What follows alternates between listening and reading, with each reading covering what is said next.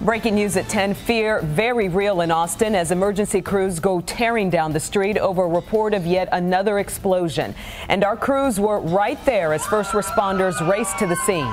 So here is a look at the location we're talking about, 20 miles southwest of downtown Austin near Slaughter Lane and the Mopac Expressway. Here's what police had to say just a few moments ago. Tonight at approximately 7 p.m., the Austin Police Department received a call that came through Travis County. The call was upgraded to a bomb hotshot call that occurred at the Goodwill in the 9800 block of Brody Lane. APD officers responded to the scene. Upon the initial investigation, officers determined that a Goodwill employee had found a box that someone had dropped out that contained some items that employee didn't think the Goodwill wanted to have. He had passed that box off to another employee who was told to dispose of the box. That employee took the box around the corner, and upon looking inside of it, it had two small devices that were artillery simulators that looks like some type of military ordnance or some type of memento. The employee handled one of those devices, at which time it initiated, and the employee sustained an injury.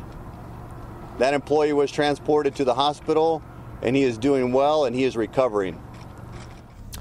All right, Rebecca Lopez joins us now live. She's in Austin. Rebecca, this all goes back to fear. The city really is on edge tonight. They are worried, concerned, fear are words that I keep hearing from residents here. There is real panic, and not only are the hospitals on high alert, but you see officers and agents racing from scene to scene.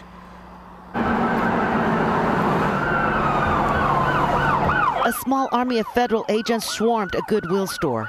Unit after unit, just trucks, just fire trucks. They blocked off roads and pushed people back. I need to move all the way back to the light, the signal light, okay? They're setting up a command post right here in this area. I've been all day just scared. I'm sad that it's come to this part of town. Very quickly, the ATF and Austin police said this was not a package bomb, but an incendiary device, and they did not believe it was related to the serial bombings. But they did say one person was injured. There must have been some kind of minor explosion for this flash to occur, so in some way this injured his hand, and he's in the hospital. I understand he's doing fine. The latest incident comes on the heels of 6 bombs either detonated or sent by the same person or persons since March 2nd. The latest bomb in that case exploded at a FedEx plant in Schertz early this morning. There were nails and metals in the bomb. Packages were going to Austin. Authorities were able to trace that package to this FedEx store in Sun Valley, which was shut down most of the day. The madness, the worldwide madness is starting to hit a little close to home. Agents also found a 6th bomb at this FedEx facility near the airport. That package did not explode, and that perhaps is the biggest break in this case. Agents can now tell exactly how the bombs were built, critical evidence that may lead them to one of the most wanted people in America. It is calm now, but literally hundreds of agents were at this scene within minutes. I have never seen a response like this. Back to you. Rebecca, before you go, let's talk more about, if we can, that unexploded device that you say is so crucial to this case. Well, it's critical because the unexploded device will give them a lot of evidence. For instance, how it was made, the material that was used. Did the person leave DNA? It is very important. It is one of the biggest breaks that they have received in this case so far.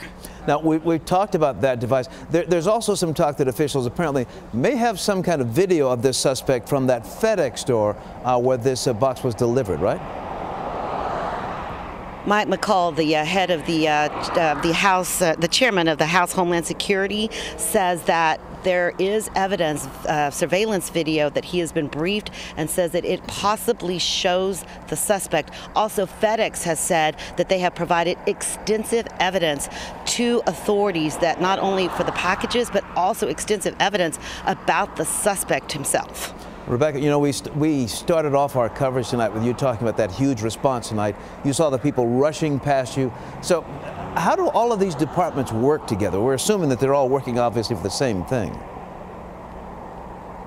Well, most departments already have task forces in place, but they also then create a huge fusion center, and they divide the officers up and the agents up. Some will work on evidence that's already been gathered. Some will be looking at leads, interviewing potential suspects, also interviewing witnesses, and then they have teams that are ready to respond to incidents like this. So while it seems like it is chaotic and there's a lot happening, it is a coordinated effort. All right, thanks a lot. Rebecca Lopez reporting live for us tonight from Austin.